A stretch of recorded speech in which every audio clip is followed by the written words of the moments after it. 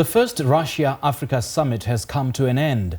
Over 40 African heads of state, including South African President Cyril Ramaphosa, gathered in Sochi for the two-day meeting.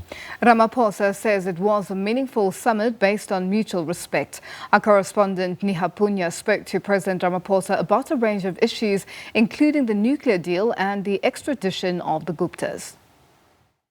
Good evening, Mr. President. Thank you so much for taking the time out to do this. We're at the end of the first ever Russia-Africa summit, and I want to begin by asking you what your impression of this engagement was and what the biggest takeaway for you has been.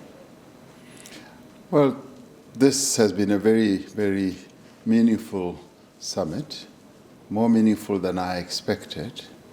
It started off with engaging the business sector from various countries in Africa, interacting with the Russian business sector. That I found to be most meaningful because the businesses that came from, say, South Africa spanned a number of sectors of our economy, and their engagement with a number of Russian businesses in mining, in ICT, and oil extraction and all that were really good and meaningful. And I think from here they will have moved from contact to contract, and there should be a number of deals that will ensue.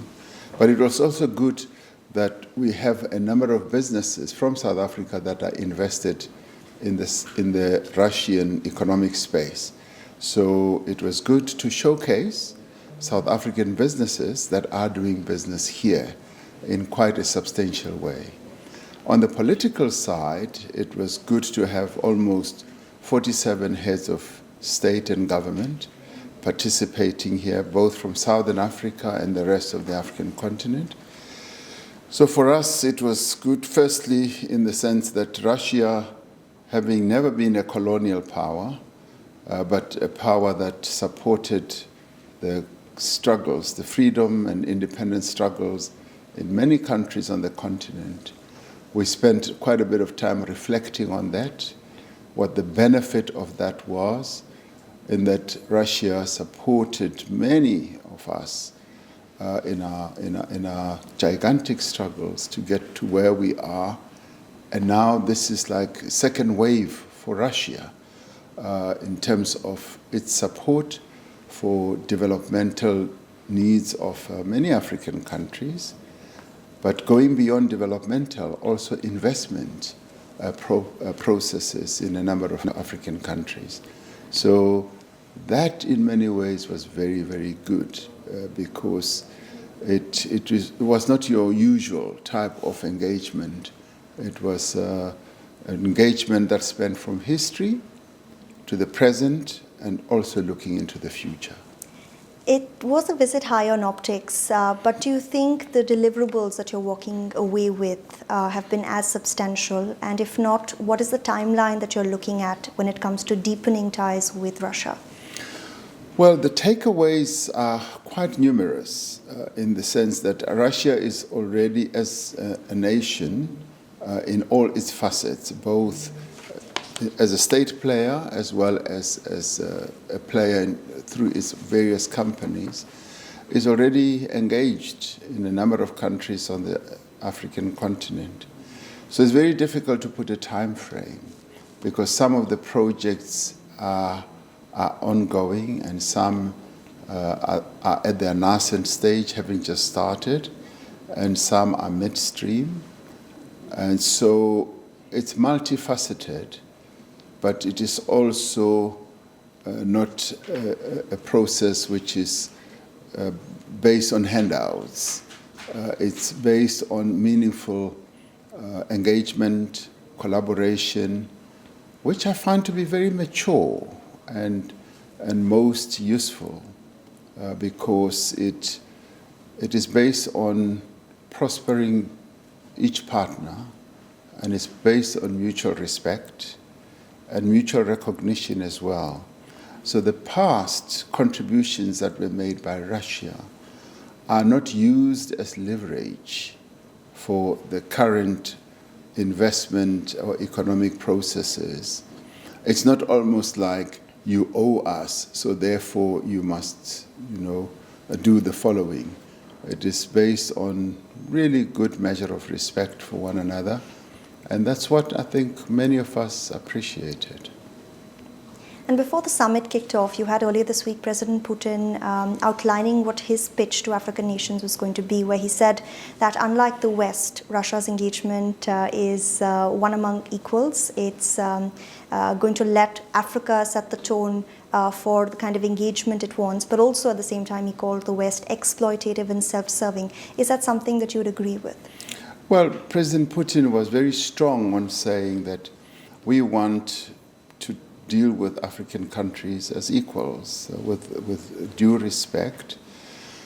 And we also want Africa to lead in this process, that wherever there are problems, they should be seen as African problems that require African solutions. And their intervention will be more based on the requirements of African countries, and those requirements will be determined by those countries, and there will be never anything that is imposed. So for me, that was a very good type of approach, and it set a very good tone to just getting the summit going. And all of us have a sense that we're looking forward to the next summit, which will be in 3 years' time in Africa. We made South Africa a suggestion that the next summit should be held in Africa rather than all of us traveling all the way to Russia. And the good thing is that President Putin immediately accepted that. He said, yes, that's a great idea. So I think you have a partner who, through the old Soviet Union, served the continent rather well in supporting struggles for anti-colonialism and for freedom and independence, and a partner now who is willing to respect those that they helped in the past. And I actually asked him, I said, this has long been in the making. Why didn't you do this long ago? And he said, no, they were not ready. Now they are ready to engage in a much more meaningful way with the continent. So it's been good. And speaking of help, I want to ask you about the Russian bombers that landed in South Africa yesterday. Was that something that you and President Putin discussed in your bilateral? Because the timing was interesting. On the day that this summit opened, you had these jets landing in South Africa. What is the message you're trying to send here to the world, perhaps you and President Putin together? Because this has been labeled a rare sort of military cooperation. Well, Russia and South Africa have long had dealings at the military level. We do exchange a number of activities, our Air Force, our armies. We exchange a lot of things. We send people for training here. They also send people just to observe how things go between the two countries. And it was just fortuitous that the planes landed as I was taking off. And they're huge planes.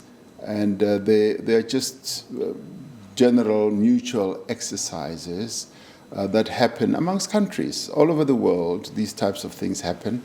And of course, the good thing is that much as they are huge bombers and nuclear bombers, they are not armed. They just really testing the Tupolovs. And they have landed in South Africa in the past, many years ago.